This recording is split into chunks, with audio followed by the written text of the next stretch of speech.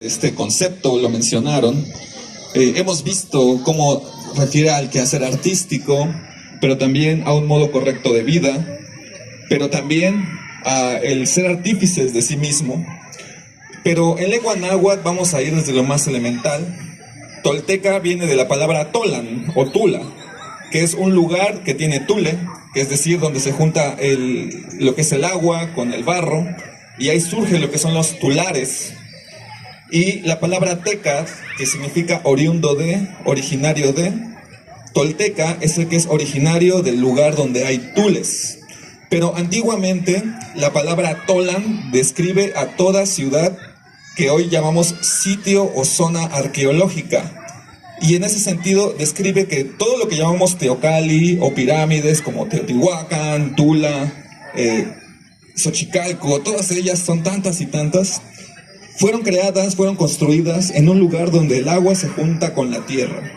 En lengua náhuatl tenemos también la palabra altepetl, que es justamente la clave. Dice, altepetl quiere decir ciudad, pero en su vocablo más mínimo viene la palabra ad, agua, y tepe, cerro o tierra, es decir, toda ciudad requiere de agua y tierra para su construcción.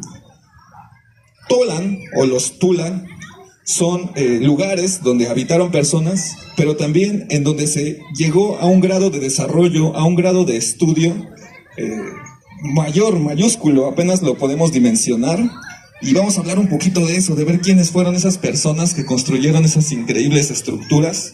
Pero eso solo es lo material. Realmente lo más importante que nos dejaron es todo este legado inmaterial que hoy define a nuestra cultura y que nos define como mexicanos, y que nos da un carácter propio y único respecto de todo el planeta, partiendo del principio de que nosotros, la civilización de la náhuatl, los que estamos aquí, somos herederos de una de las 5 grandes civilizaciones que se crearon por sí mismas hace más de 15,000, 10,000 años.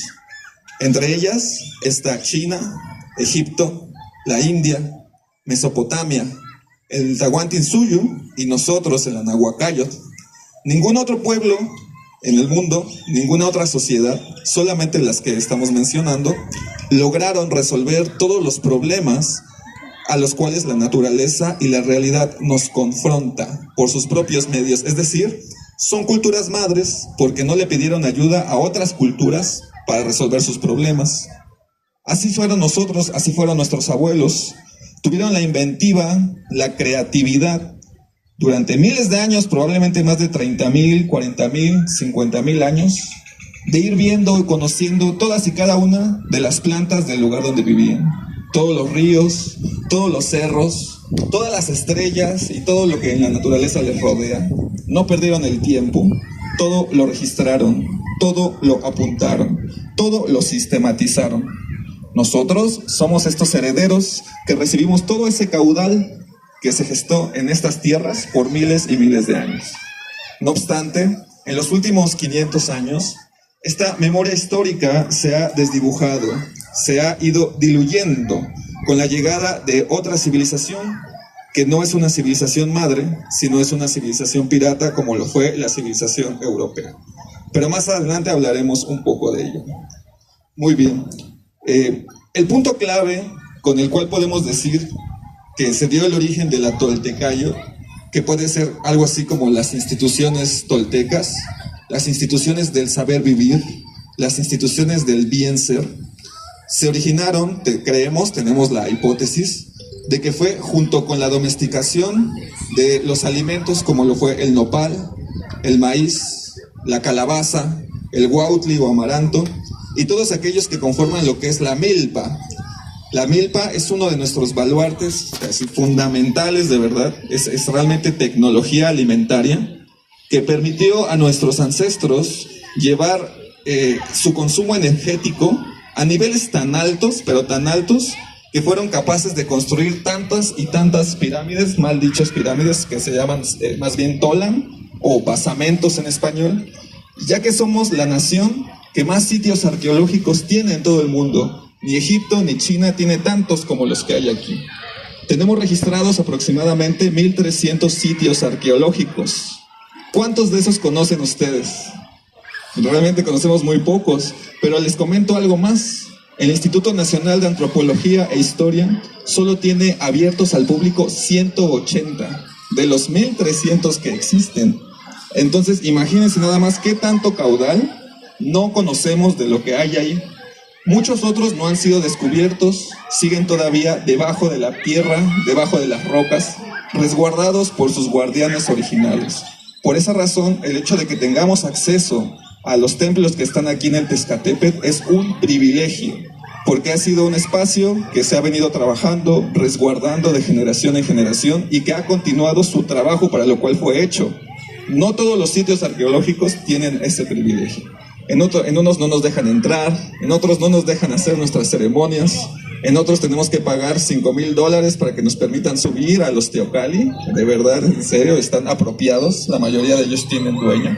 Pero bueno, el objetivo de esto no es entristecernos ni enojarnos, sino volvérnoslos a apropiar porque son nuestros. ¿Y cómo nos lo apropiamos? Pues haciendo lo que estamos haciendo aquí, viviendo la cultura, gestándola, practicándola, dialogándola entre todos nosotros. Porque este es bueno, le llaman patrimonio. Nosotros vamos a ver que es un matrimonio porque nosotros no tenemos patria. La patria llegó hace 500 años. Nosotros tenemos un concepto llamado matria.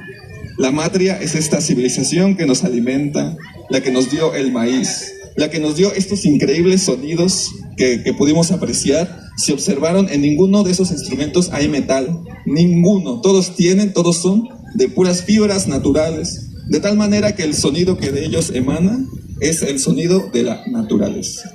Entonces vean cómo nuestra matria es amorosa. Y todo tiene que ver con la Toltecayotl, porque la Toltecayotl fue gestada y se gestó y gesta esa matria que ahora nosotros estamos reconociendo y viviendo.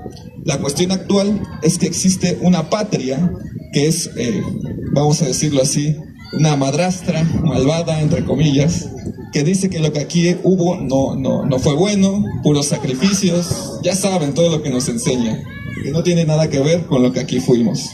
Entonces, hace esos 10,000 años se dio esta domesticación de los alimentos que detonó el potencial energético para poder hacer todo esto. Lo que nos indica que el fundamento de nuestra cultura está en la alimentación. Ahí radica un principio fantástico. Y en ese sentido, aquí mis amigos hermanos de Shamu están haciendo una labor muy importante, dado que están reproduciendo, sembrando estas variantes de semillas del maíz que no han sido ni transgénicas y que se han permanecido tal cual son. De verdad les invito, si no han probado el maíz que ellos hacen, que producen, de verdad es fantástico, es completamente diferente del maíz que normalmente se vende en los tianguis. En verdad hasta te pone feliz. Es como si comieras algo más, pero es muy divertido, de verdad, pruébenlo. Ahora es un privilegio, antes era la norma. Entonces tampoco podemos imaginar cómo eran esas personas. Sabemos que eran más altas, que eran más fuertes, que tenían mayor resistencia. Nosotros ahora somos el resultado de una desnutrición continua que se ha dado generación tras generación, tras generación, tras generación. Y pues sí, nos ha alterado de muchas formas, tanto emocional, como psicológica, como biológicamente. Por esa razón es muy importante el fundamento de la, vamos a llamarlo así, el teocalli tolteca, la alimentación. Si queremos esa trascendencia hay que empezar por eso. Y la milpa es la clave, ahí es donde está.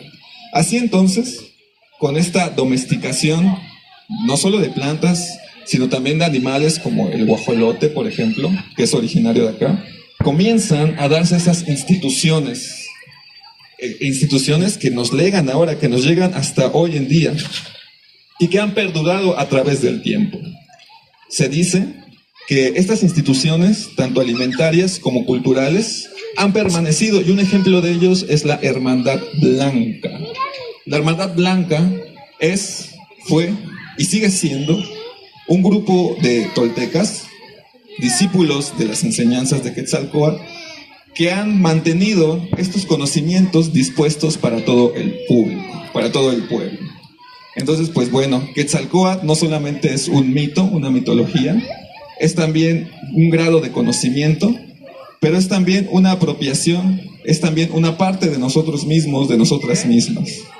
Así entonces, la Toltecayot en lengua náhuatl o toltequidad es una herencia quetzalcóica, es una herencia de este arquetipo extraordinario de vida que podemos definir como Quetzalcóatl, al que llaman la serpiente emplumada, o podremos llamarlo como la sabiduría o conocimiento lumínico. Así entonces se gesta una semilla de inspiración para todo lo que aquí gestamos, porque, yo nos veo así, nos vemos como una caricatura, como una calca que está aprendiendo de los grandes maestros. Estamos volviendo a aprender, seguimos en pañales todavía, y no es para ponernos tristes, sino para alegrarnos, porque tenemos la oportunidad de volver a aprender esto, de volver a poner en práctica las instituciones que los toltecas nos dejaron, y que no dejaron en otra parte del mundo, no lo dejaron en China, no lo dejaron en India, nos lo dejaron a nosotros, haciendo de ello al pueblo mexicano los auténticos herederos de toda esta sabiduría. La cuestión o el planteamiento es si nosotros vamos a recibir esta herencia o la vamos a seguir rechazando como en los últimos 400, 500 años de oscuridad. Así entonces,